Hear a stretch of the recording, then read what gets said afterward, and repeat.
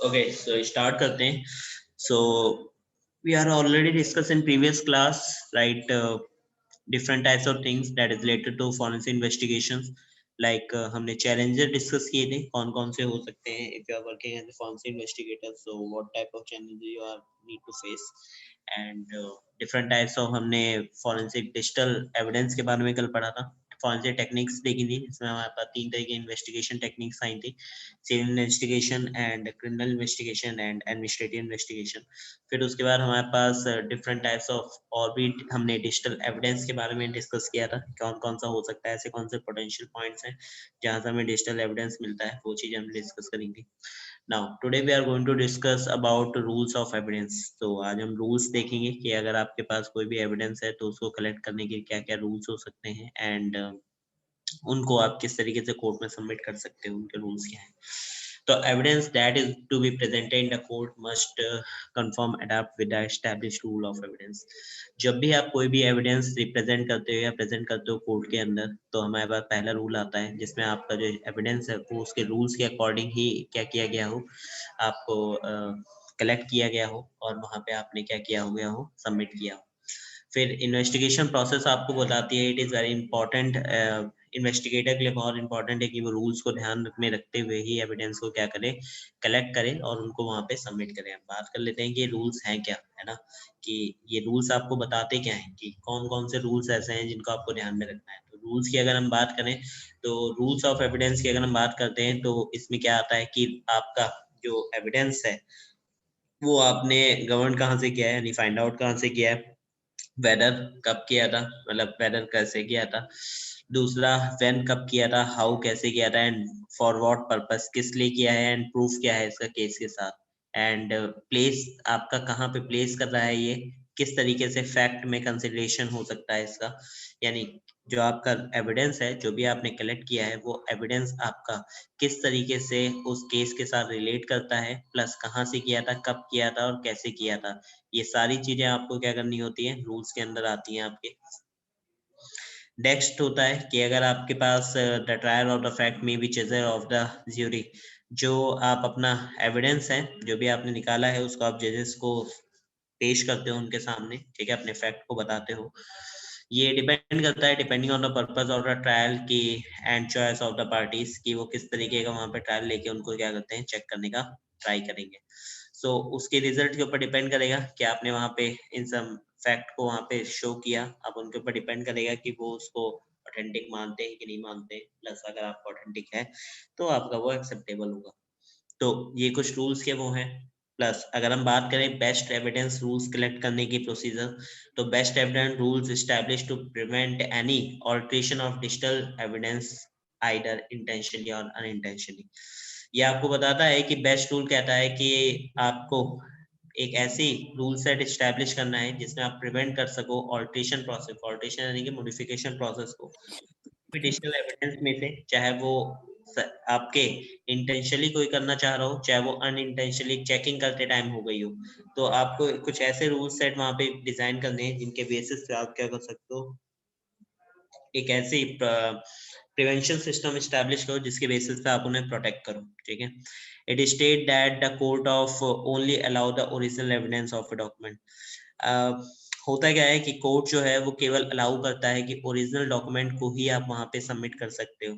ये जो कि आपके डॉक्यूमेंट्स हो सकते हैं, ओरिजिनल एविडेंस को ही सबमिट कर सकते हो, जो कि डिफरेंट फॉर्मेट्स में हो सकता है. लाइक डॉक्यूमेंट्स हो सकते हैं, फोटोग्राफ हो सकते हैं, रिकॉर्डिंग्स हो सकती हैं.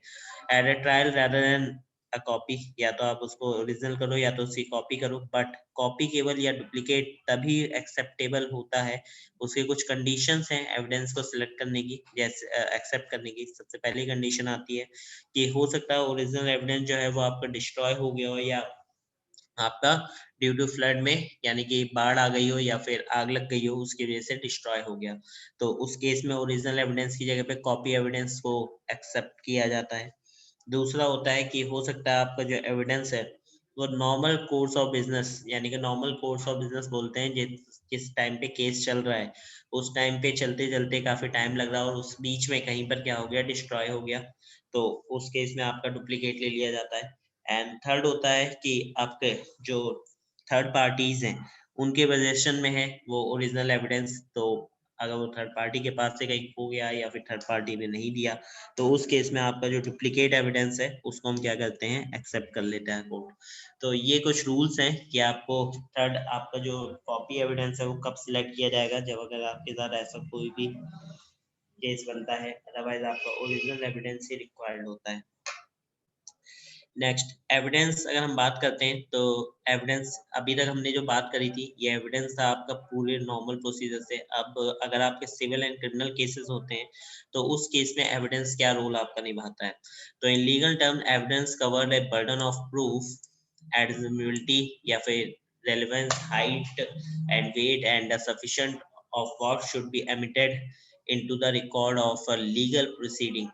Okay, so लीगल टर्म्स की अगर हम बात करें तो एविडेंस के अंदर हर एक चीज कवर होती है, उसका प्रूफ भी होता है, एडमिसिबिलिटी भी होती है, रेलेवेंस होता है, आपके रिलेटेड थिंग्स भी होती हैं, आपका वेट कितना है उस एविडेंस का, proper sufficient should be emitted हो सकता है, उसके रिकॉर्ड्स वगैरह, तभी उसको क्या करते हैं, लीगली माना जाता है। Evidence crucial in the both civil and criminal proceeding, हो सकता है आपके क्रिमिनल एंड जो सिविल केसेस होते हैं दोनों से रिलेट कर सकता है।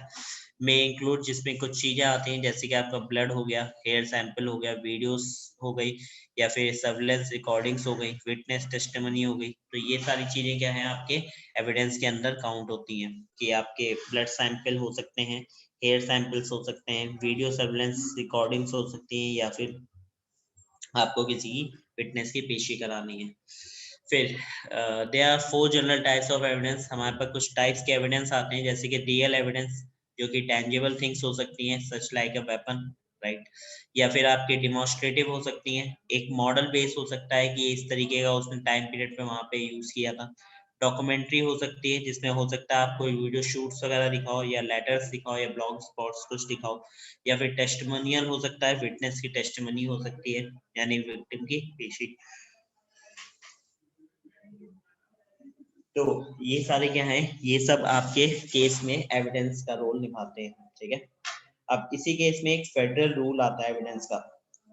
एविडेंस को कलेक्ट करने के लिए एक फेडरल रूल बनाया गया है जो रूल आपको बताता है कि आपको एक स्टैंडर्ड सेट करना है जिसमें आप क्या करते हो, सिविल एंड क्रिमिनल इन्वेस्टिगेशंस को करते हो, जिसके लिए यूनाइटेड स्टेट ने फेडरल रूल का सबसे पहले अपने कोर्ट में ट्रायल किया था, ठीक है। एंड उसके बाद कांग्रेस ने 1975 में जो आपका ये रूल था, after 7 years drafting by the supreme court, supreme court ने उसके बाद इसको हमारे उसमें भी क्या किया, फॉलो कर दिया, एक्सेप्ट कर लिया। The rules are straightforward and relatively short compared and other sets। अगर हम इस रूल्स की बात करें तो काफी स्ट्रेट फॉरवर्ड होता है, काफी शॉर्ट टाइम पीरियड में इसको फिनिश कर दिया जाता है। इससे अगर आप इस रूल को फॉलो करते हो तो अपने एविडेंस को आप जल्दी फाइंड आउट कर सकते हो। कंपेयर्ड टू अदर सेट्स की अगर हम बात करें तो कोर्ट रूल्स में आपके इजी रहते हैं इसमें, and such as a federal जिसमें सबसे ज्यादा जो होते हैं आपके सिविल प्रोसीजर्स को फॉलो किया जाता है। इस रूल्स के अकॉर्डिंग आपको बोली जाती है कि आप फेयर इन्वेस्टिगेशन करोगे, यानी कि एडमिनिस्ट्रेटिव जो है वो सिक्योरली फेयरनेस इन एडमिनिस्ट्रेशन में रहेगा। एलिमिनेशन ऑफ अनजस्टिफाइबल एक्सपेंसेस, आप ट्राई करोगे कि अनवांटेड जो आपके एक्सपेंसेस एंड डिलेज हैं उनको आप एलिमिनेट करो, कम से कम ट्राई यूज हो आपके। प्रमोशंस ऑफ ग्रोथ जो है and development of the law of evidence, तो प्रमोशन जो है वहाँ पे आपकी प्रमोशन ऑफ ग्रोथ से रिलेटेड हो सकते हैं या फिर आपके development of the law of evidence के हो सकते हैं। तो these are all the evidence कि आपको फेडरल रूल बोलता है कि जब भी आप अपने कोई भी केस को सॉल्व करो तो उसमें एविडेंस किस किस टाइप से आप वहाँ पे कलेक्ट कर सकते हो, ठीक है। नेक्स्ट हमारे पास आता है ruling of on evidence. Ruling procedure क्या है, तो रूलिंग प्रोसीजर आपको बोलता है कि इफेक्ट ऑफ एनोमलियस रूलिंग। पहला एनोमलियस रूलिंग, कि आपका जो एविडेंस है,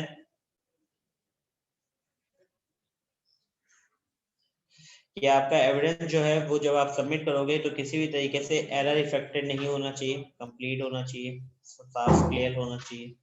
record of offer and rulings, जब भी उसको रिकॉर्ड किया गया हो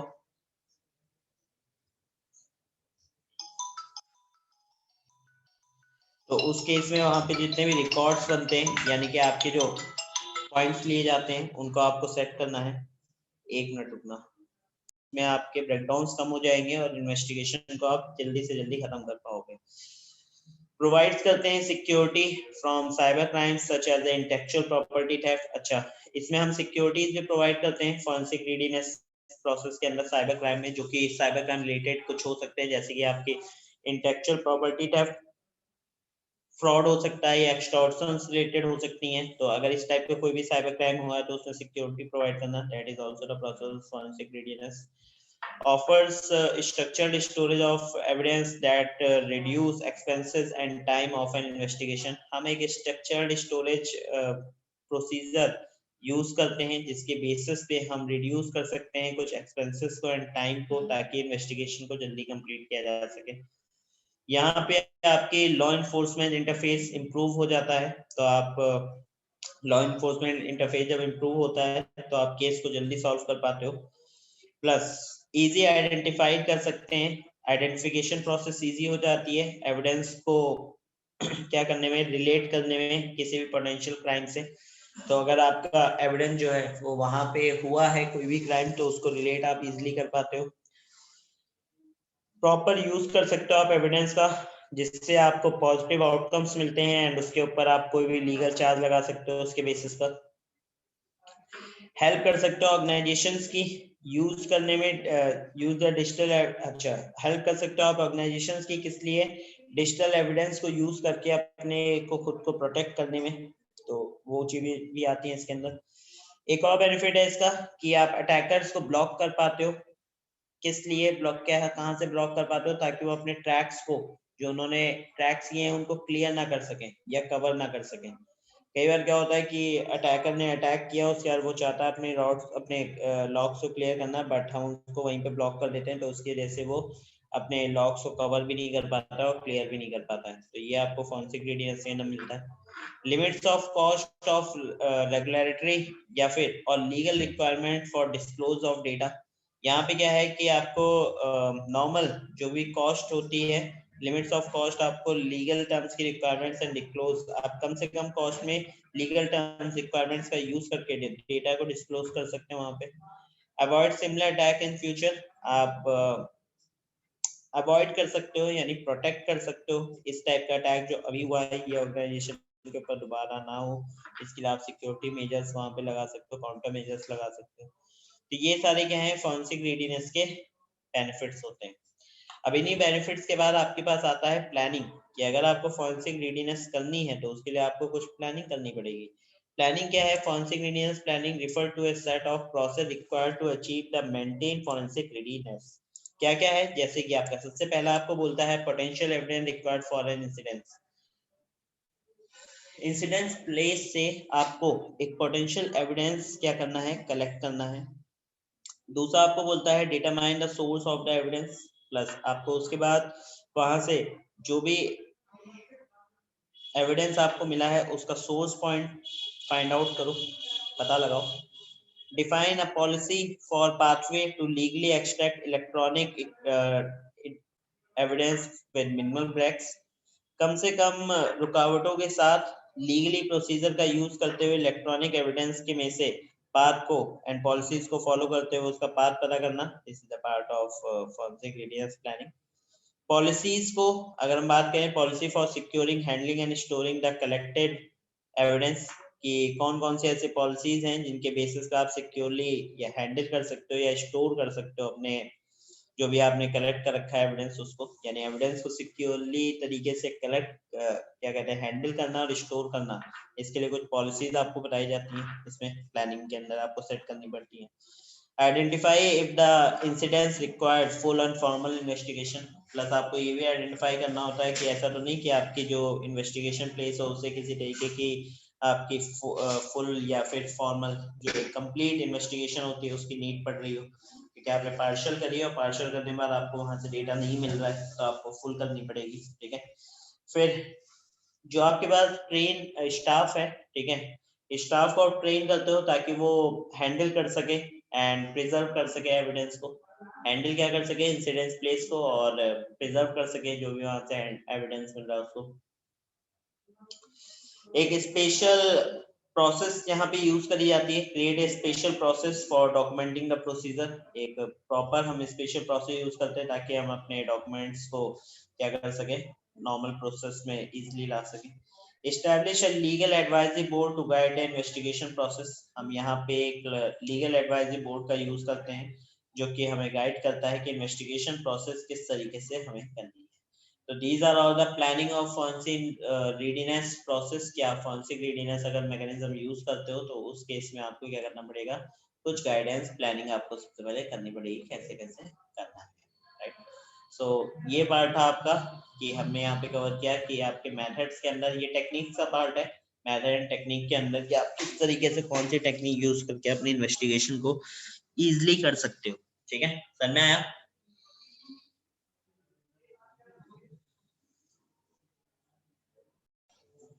So let's discuss about a forensic computer forensics process importance। So importance के लिए you know very well कि हमारे जो साइबर क्राइम्स हो रैपिडली इंक्रीज हो रहे हैं, किसके बेसिस पे, बिकॉज आपकी डेवलपमेंट बहुत ज़्यादा इंक्रीज हो रही है, तो उसके बेसिस पे आपके क्या हो रहा है, साइबर क्राइम्स डिफाइन हो रहे हैं, बहुत ज़्यादा स्टैंडर्ड रूल सेट के अकॉर्डिंग वहाँ पे होते रहते हैं। तो उस केस में वहाँ से आपको डिजिटल एविडेंस को फाइंड आउट करना, अपनी जो भी सर्च करना, एविडेंस को सीज करना, डिफरेंट मेथोलॉजीज को फॉलो करना एंड एविडेंस में से डेटा को कलेक्ट करना, ये सारी चीजें आपके आती किसके अंदर है, इन्वेस्टिगेशन प्रोसेस के अंदर।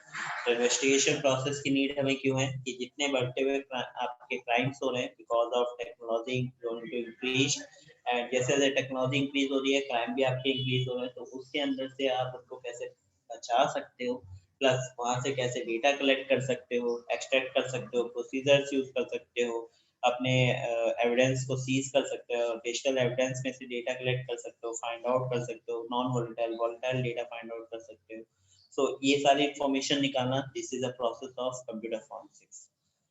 सो इसमें एक और चीज भी आती है कि आपको बोलता है the investigator must need to follow the forensic investigation process and complete to a local law and establish president. आपके जो इन्वेस्टिगेटर है उसको कहा जाता है कि फोरेंसिक इन्वेस्टिगेशन प्रोसेस को फॉलो करे एंड वहां पे आपके लोकल लॉज के अकॉर्डिंग एस्टैब्लिश करे एक rule set, and any deviation, अगर वहां पे किसी भी तरीके के डेविएशन आते हैं फॉर द स्टैंडर्ड प्रोसेस, तो वहां पे क्या करे, may endanger the complete investigation. तो वहां पे अगर आपके किसी भी तरीके चेंजेस आएंगे तो आपकी पूरी इन्वेस्टिगेशन डेंजर में आ सकती है। तो उसको मस्ट है कि उसको एक प्रॉपर लॉ के अकॉर्डिंग ही वहां पे क्या करना है, काम करना है। प्लस यहाँ पे जो आपका एविडेंस होता है वो फ्रेजाइल हो सकता है, नेचर उसका किस तरीके का होता है, फ्रेजाइल नेचर हो सकता है। तो उस केस में आपको प्रॉपर एंड इन्वेस्टिगेशन प्रोसेस में आपकी इंश्योरिटी नहीं होती कि आपको जो प्रॉपर एविडेंस है उसकी इंटीग्रिटी मिलेगी कि नहीं मिलेगी। प्लस आप केस को वहां पे proof as a court of law के अंदर सबमिट नहीं कर पाते, तो ये भी चीज आती है वहां पे डिजिटल एविडेंस के अंदर आपकी टेक्निक में। And investigator must follow the repeatable and well documented setup steps. उसको आपके इन्वेस्टिगेटर को फॉलो करनी होती है कुछ रिपीटेबल होने वाली एंड वेल डॉक्यूमेंटेड, पूरी तरीके से सेट्स करने हैं स्टेप्स को, and such that every iteration of analysis provide the same finding or else finding the investigation can be invalidated during the cross examination in the court of law. तो वहां पे क्या है कि अगर वो इस तरीके का करता है, पूरी प्रोसेस फॉलो करता है, तो इजिली वो वहाँ पे वैलिडेट कर सकता है जो भी वहाँ पे क्रॉस एग्जामिनेशन हो रहे हैं, यानी कि क्वेश्चन आंसर्स हो रहे हैं उस पर्टिकुलर एविडेंस के ऊपर, किसमें, कोर्ट के अंदर। तो ये सारी चीजें उसे क्या होती हैं, फायदे मिलती है अगर वो इस टेक्निक्स का, फॉरेंसिक प्रोसेस का यूज करता है। तो फॉरेंसिक प्रोसेस यूज करने के लिए कुछ फेजेस हैं इन्वेस्टिगेशन करने के लिए। सबसे पहला होता है प्री इन्वेस्टिगेशन फेज, दूसरा इन्वेस्टिगेशन फेज, तीसरा होता है post investigation phase. There are three types of phases जो सबसे ज्यादा यूज करे जाते हैं। अब इस केस में प्री इन्वेस्टिगेशन फेज में क्या आता है कि pre investigation phase are basically dealing with the task perform prior for the या to the concernment of actual investigation. ये आपको बताता है कि हम यहाँ पे डील करते हैं प्लस कुछ टास्क ऐसे परफॉर्म करते हैं जिसके बेसिस पे जो आपकी एक्चुअल इन्वेस्टिगेशन कैसी होगी उसे चेक किया जाता है। एंड प्री प्लानिंग करते हैं यहाँ पे हम, involve setting up a computer lab and forensics lab and building a forensic work station. यहाँ पे क्या है, आपकी फोरेंसिक लैब डिजाइन करी जाती है, एक प्रॉपर बिल्डिंग आपको चाहिए फोरेंसिक वर्क स्टेशन के लिए, प्लस आपके developing the investigation tool kit, आपको जो टूल किट्स यूज होने वाली है उसको आप यहाँ पे डिजाइन करते हो। And setting up and investigation team, वहाँ जहाँ पे आप इन्वेस्टिगेशन टीम को बिठाओगे। And getting approval from the relevant authorities etcetera. और इन सबको करने के लिए आपको क्या चाहिए, एक अप्रूवल चाहिए अथॉरिटीज की तरफ से, तो वो जो आपको मिलता है। तो ये सब कुछ आपका आता है प्री इन्वेस्टिगेशन फेज के अंदर, ठीक है। नेक्स्ट होता है इन्वेस्टिगेशन फेज। इन्वेस्टिगेशन फेज में जिस टाइम पे अटैक हो रहा है उस टाइम पे आप क्या करोगे, तो considering as a main phase of computer forensic investigation process involves acquisition, preservation and analysis of evidentiary data to identify the source of the crime and the culprit behind it। तो आप वहां से source of crime को find out करते हो और उसके पीछे के कल्प्रिट जो अपराधी है उसको ढूंढते हो। तो ये किसके अंदर होता है, इन्वेस्टिगेशन फेज के अंदर। पोस्ट इन्वेस्टिगेशन फेज में जब हो चुका क्राइम, उसके बाद जो काउंटर मेजर्स आप वहाँ पे सेट करते हो जिनके बेसिस पे आप होने वाले जो फ्यूचर सेम टास्क अभी हुआ है, सेम क्राइम भी हुआ है, उसको आप अवॉइड कैसे करोगे, वो आपका आता है पोस्ट इन्वेस्टिगेशन फेज के अंदर। तो यहाँ पे क्या है, deals with the documentation of all the action undertaken and finding during the course of N investigation. तो यहाँ पे आप डील करते हो, डॉक्यूमेंटेशन पूरी प्रॉपर रेडी करते हो, एक्शन दिखाते हो अंडरटेकिंग जिसमें आप फाइंड कर सकते हो, क्या कर सकते हो ड्यूरिंग द इन्वेस्टिगेशन पार्ट के अंदर। And ensure that the report is well accessible and target audience, आपकी जो रिपोर्ट है वो एक्सप्लेन इजली हो, इंश्योर आप करो इस चीज को। एंड टारगेट ऑडियंस में समझ में आए उसकी क्या हो रहा है, एंड उसके अकॉर्डिंग आपका जो डिवाइस है या एविडेंस जो है, जो इक्विपमेंट डिवाइस है वो एक्सेप्ट भी किया जाए। तो ये सारी चीजें आप किसके अंदर करते हो, अपने एविडेंस के अंदर, पोस्ट इन्वेस्टिगेशन फेज के अंदर। So this is a complete part of investigation जो कि हम यहाँ पे करते हैं, देखते हैं किस तरीके से हो रहा है उसको अंडरस्टैंड करते हैं। समझ में आएगा इस कैसे करना है? Yes, sir.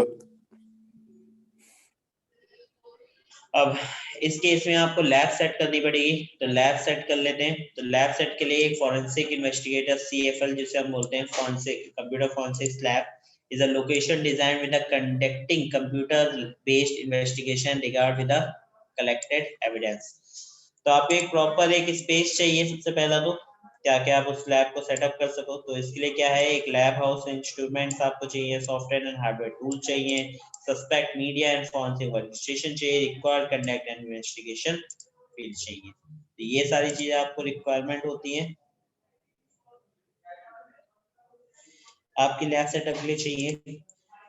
आप इसके लिए डिफरेंट एनवायरनमेंट्स यूज करते हैं। तो हमें केवल, अगर आपके पास प्रॉपर ये सारी चीजें नहीं है, और हम ये लैब जो सेटिंग है ये आपकी हार्डवेयर बेस पर होती है, ठीक है। मतलब एक प्रॉपर इन्वेस्टिगेशन अगर साइबर सेल की बनाते हैं, तो हम यहाँ पर जो है, यहाँ पे हम सॉफ्टवेयर बेस पे कर रहे हैं। तो हमें जो यहाँ पे नीडेड है वो हमारा वर्चुअल हार्डवेयर हम यूज करेंगे, एंड वर्चुअल हार्डवेयर के बेस पे अपनी लैब को सेटअप करेंगे, जिसमें आपके different types of distributions use करने वाले हैं। जैसे लिनक्स बेस्ड हो सकता है आपका, या फिर कुछ आपके एविडेंस फाइंड आउट करने के लिए हम विंडोज बेस्ड भी सॉफ्टवेयर यूज करेंगे। तो वो सारी चीजें हम यहाँ पे देखेंगे, ठीक है। हाँ, कर सकते हैं शशांक, जैसा भी मैंने कहा कि हम लिनक्स के ऊपर भी इसको करेंगे, ठीक है। ये आपके ऊपर डिपेंड करेगा, but we need only work station. अगर हमारे पास वर्क स्टेशन है so we can easily get it, right. हम कर सकते हैं। नाउ सेटअप करने के लिए फॉरेंसिक लैब के लिए सबसे पहले आपको प्लानिंग करनी पड़ेगी और बजट सेट करना पड़ेगा कि कितने क्या प्लानिंग करके कैसा बजट लगाना है, कितने में होगा। फिजिकल लोकेशन आपको सेट करनी है, स्ट्रक्चरल डिजाइन कंसीडरेशन, ताकि आप फिजिकल लोकेशन पे एक प्रॉपर डिजाइन सेट कर सको कि आपको कहाँ कहाँ क्या क्या चीज रखनी है। प्लस जो वर्क स्टेशन हो, वर्क एरिया कंसीडरेशन हो, वहाँ पे वर्क एरिया करने का काम करने का जगह हो प्रॉपर तरीके से। फिजिकल सिक्योरिटी रिकमेंडेशन हो, ऐसा नहीं है कि आपने फॉरेंसिक लैब तो बना ली लेकिन वहाँ पे सिक्योरिटी नहीं है, कोई भी जिसके साथ जो कल्प्रिट है वो आके अपने किसी को भेज के वहां से डेटा निकाल के चला जाता है, एविडेंस ही गायब करा देता है। तो ये ना हो। ह्यूमन रिसोर्सेज कंसिडरेशन, वहाँ पे ह्यूमन रिसोर्सेज जो है वो प्रॉपर तरीके जितने जरूरत है केवल उतनी आए, ज्यादा की जरूरत नहीं है। फॉरेंसिक लैब का लाइसेंस आपको चाहिए होता है, तो आपके पास लाइसेंस होना चाहिए, ये आपको लैब्स में करना है। प्लानिंग एंड बजट की अगर हम बात करें तो अब इसमें एक एक चीज डिफाइन हो जाती है, जैसे कि types of investigation to be conducted based on the crime statistics on the previous year of and the expected trend। हम यहाँ पे जो इन्वेस्टिगेशन प्लानिंग करते हैं वो हम प्रीवियस जितने भी क्राइम्स हो उनके बेसिस पे प्लान करते हैं, बजट देखते हैं कि उनमें कितना खर्चा आया था तो इस बार कितना आ सकता है, या कम हुए या ज्यादा हुए वो चीजें, या नंबर ऑफ केसेस कितने एक्सपेक्टेड है उसके लिए, तो वो आप फाइंड आउट करोगे वहाँ पे। Number of investigator examiner to involve in their required training, plus आपके जो इन्वेस्टिगेटर्स जितने नीड पड़ रहे वाले हैं आपको उनके लिए प्लानिंग करना कितने हमें जरूरत पड़ेंगे इसी वर्क के लिए, ये चाहिए हमें। Forensic and non forensic workstation requirement, आपको फॉरेंसिक्स की एंड नॉन फॉरेंसिक वर्कस्टेशंस की रिक्वायरमेंट पड़ेगी वहाँ पे। स्पेस ऑक्युपाइड होगा जिसमें इक्विपमेंट्स रिक्वायर्ड होंगे। यूपीएस भी आपको चाहिए बिकॉज आप इन्वेस्टिगेशन करते हो एकदम से आपकी लाइट चली गई तो ऐसा ना हो कि सिस्टम टर्न बंद हो जाए, यूपीएस सिस्टम चाहिए, पावर सप्लाईज भी चाहिए। नेसेसरी सॉफ्टवेयर आपको चाहिए, नेसेसरी सॉफ्टवेयर एंड हार्डवेयर, जो सॉफ्टवेयर नीड है वो सॉफ्टवेयर चाहिए, जो हार्डवेयर नीड है वो हार्डवेयर चाहिए। रेफरेंस मटेरियल्स आपको चाहिए कुछ, plus safe locker to store and secure original evidence, आपको एक लॉकर चाहिए ताकि आप उसमें अपने एविडेंस को सिक्योरली सेव करके रख सको, ठीक है। एंड सेफ लॉकर हो गया। LAN and internet connectivity, LAN and internet की कनेक्टिविटी चाहिए। Storage cells for unused equipments, और आपको जो इक्विपमेंट यूज नहीं हो रहे उनके लिए स्टोर करने के लिए उनको शेल्फ्स वगैरह भी चाहिए। तो ये सारी चीजें प्लानिंग एंड बजट्स में आती हैं। इसके बाद आपके अगर physical location and structural design की बात करें, जो कि आपका सेकंड पॉइंट है यहाँ पे, तो उस केस में आपके फिजिकल लोकेशन में हमारे पास साइट ऑफ द लैब हमें चाहिए, एक्सेस इमरजेंसी सर्विसेज चाहिए, लाइक जैसे आपके हॉस्पिटल हो गया या फायर ब्रिगेड हो गई आपकी, ठीक है।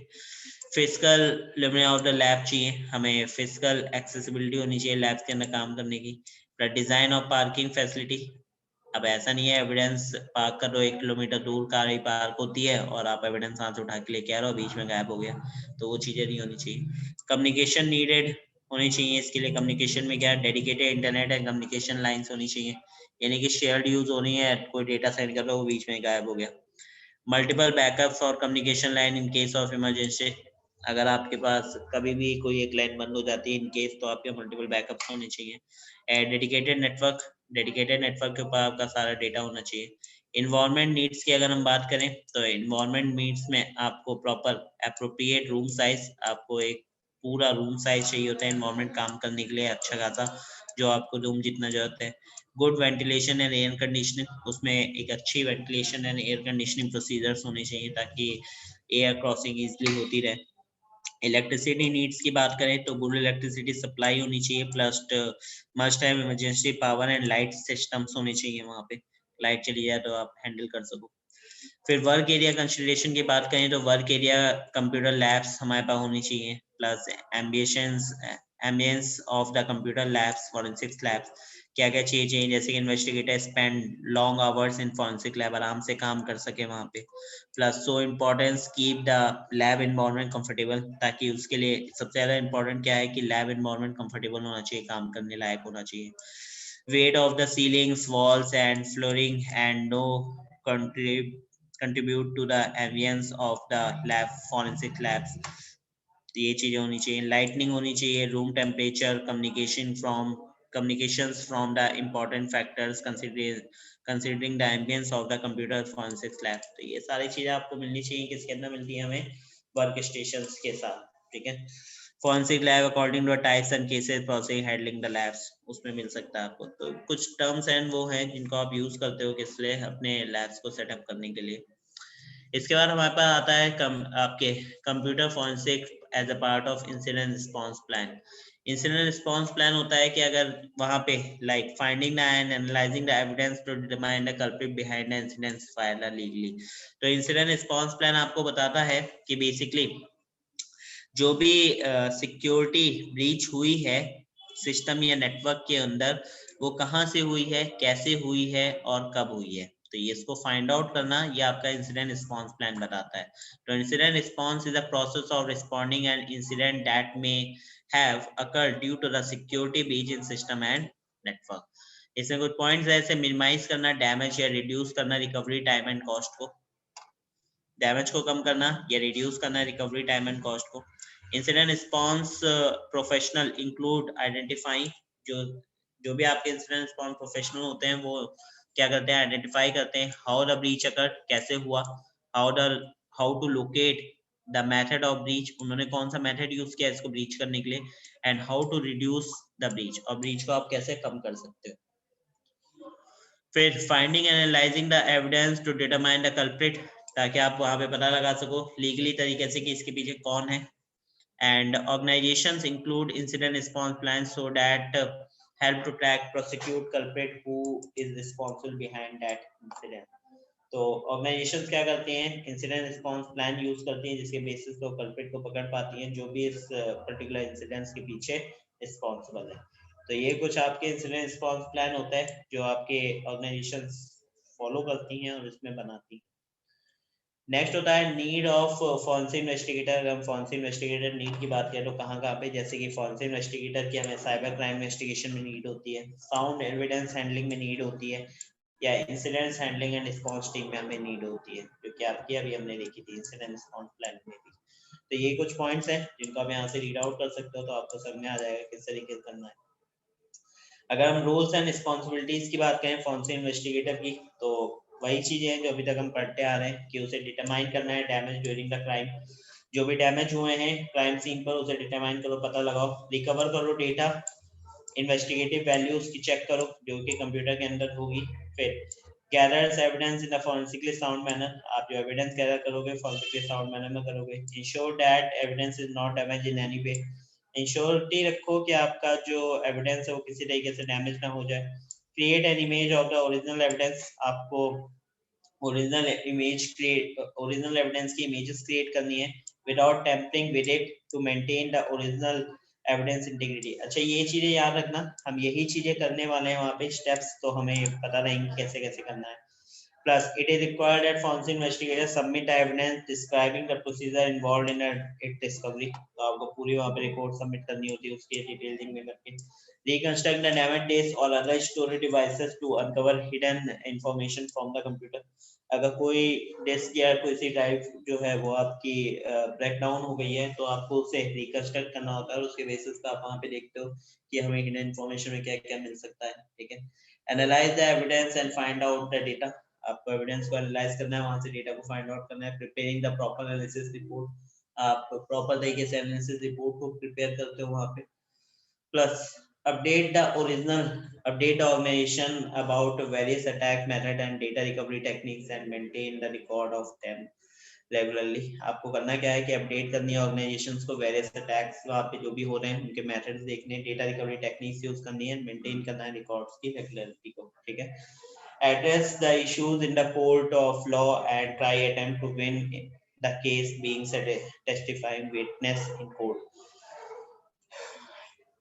आपको बताना है कि कोर्ट में जब भी आप किसी को पेश करते हो, टेस्टिमनी होती है किसी भी या कोई भी एविडेंस आपको सबमिट करना है तो उससे पहले आप उसको एड्रेस कराते हो, वहाँ पे लिखवाते हो, तो वो चीजें आपको करनी है तो ताकि आप वहाँ पे विटनेस वगैरह को कोर्ट में सबमिट कर सको।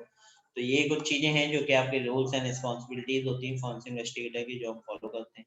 अब कुछ पॉइंट्स हैं कि आपको फॉरेंसिक इन्वेस्टिगेटर को गुड कैसे बन सकता है, तो you can read it about this stuff, तो आपको पता चल जाएगा कैसे एक forensic investigator good forensic investigator बन सकता है। इवन एंड अगर हम बात करें कंप्यूटर रिलेटेड इश्यूज की, तो हमारे पास दो तरीके के इश्यूज आते हैं। सबसे पहला इशू है जो कि लीगल इश्यूज होते हैं, दूसरे हैं प्राइवेसी इश्यूज। लीगल इश्यूज आपको बोलते हैं कि आपके पास कोर्ट का वारंट नहीं है तो आप वहाँ पे सर्च नहीं कर सकते। प्राइवेसी इश्यूज इस तरीके के होते हैं कि आपके पास वारंट वगैरह सब कुछ है, लेकिन अगर किसी तरीके की आपकी सोशल मीडिया प्लेटफॉर्म्स यूज हो रहे हैं और आपके उनका एक्सेस नहीं है, या एक्सेस है लेकिन उस पर्सन की तरफ से आपको वहाँ पे पासवर्ड्स वगैरह नहीं मिल रहे, तो प्राइवेसी इश्यूज क्रिएट हो सकते हैं, तो वो आपको हैंडल करने होते हैं। तो there are lots of issues problems जो आपको फेस करनी पड़ती है। फिर कोड ऑफ एथिक्स आता है, एंड कोड ऑफ एथिक्स आपको बताता है कि एक प्रिंसिपल है जिसके बेसिस पे हम डिस्क्राइब करते हैं बिहेवियर और इन्वेस्टिगेटर का कि वो किस तरीके से केस को हैंडल करता है। तो कोड ऑफ एथिक्स आपको बताता है कि जो भी इन्वेस्टिगेटर है वो केस को किस तरीके से हैंडल करता है, जिसके लिए फॉरेंसिक इन्वेस्टिगेटर को कुछ होना चाहिए एंड जो उसका नेचर नहीं होना चाहिए। तो नेचर में क्या क्या होना चाहिए, जैसे कि परफॉर्म करें इन्वेस्टिगेशन को based on the non standard procedures, जो भी वेल नोन स्टैंडर्ड प्रोसीजर्स हैं उनका यूज करते हुए ही वो क्या करें, अपने इन्वेस्टिगेशन को डन करें। परफॉर्म असाइन टास्क, जो भी उसे टास्क मिले उसे परफॉर्म करे will high commitment and diligence के साथ, स्ट्रगल्स के साथ मेहनत करता रहे। Act and ethical normal moral principle, perform करे एथिकल वे में एंड मॉरल प्रिंसिपल्स को फॉलो करे। Examine the evidence carefully within the scope of the agreement, जो भी आपका एविडेंस है उसे केयरफुली एग्जामिन करें एंड स्कोप ध्यान रखें कि कहाँ तक करना है, उसे एग्रीमेंट के अकॉर्डिंग ही करें। Ensure integrity of the evidence through out the investigation process, ensure करें इंटीग्रिटी उस एविडेंस की ताकि इन्वेस्टिगेशन प्रोसेस में कहीं बह ना जाए, खराब ना हो जाए, मतलब तो ठीक ना जाए, है ना, खराब हो ना जाए। Act in accordance the federal status या फिर आपका स्टेट स्टेटस या फिर आपका लॉ पॉलिसीज को सब कुछ को फॉलो करता रहे। And testify honestly before any board court और ट्रायल प्रोसीडिंग, और हर जगह क्या रहे, ऑनेस्टली बोले हर चीज ताकि आपका केस इजीली सॉल्व हो सके। तो ये कुछ पॉइंट्स हैं जो होने चाहिए। कुछ पॉइंट्स ऐसे हैं जिसको इन्वेस्टिगेटर के अंदर नहीं होने चाहिए, जैसे कि सबसे पहला क्या है कि जितना उसको बोला गया है उतना ही काम करे, ये नहीं कि अपने असाइनमेंट से बाहर निकल के काम कर रहा है, वो ना करे। एक्सपोज कॉन्फिडेंशियल मैटर्स, ऐसा ना हो कि एक्सपोज करता घूम रहा है अपनी जो परमिशन वगैरह या कॉन्फिडेंशियल डेटा को without permission. Provide personal and pre-existed opinions and reserve any evidence relevant to the cases, या present कर रहा हो ट्रेनिंग को, credentials को association members in wrong way. तो ये सारी चीजें उसके अंदर नहीं होनी चाहिए, अगर है तो वो एक बेटर फॉरेंसिक इन्वेस्टिगेटर नहीं बन सकता। So guys, these are the few points जो हमने यहाँ पे डिस्कस करे हैं, इनके बेसिस पे हमने आइडेंटिफाई किया यहाँ पे कि आपका फॉरेंसिक इन्वेस्टिगेटर क्या होना चाहिए, मेथड्स क्या हैं, टेक्निक्स क्या हैं, ठीक है। सो अब इसके बाद आपका पार्ट आएगा जिसमें हम अपने प्रैक्टिकल पार्ट से स्टार्ट करेंगे, और ये था आपका पूरा थ्योरेटिकल पार्ट जो हमने यहाँ पे फिनिश कर दिया। इसके बाद हम अपना थ्योरेटिकल हम यहाँ पे प्रैक्टिकल स्टार्ट करेंगे, ठीक है।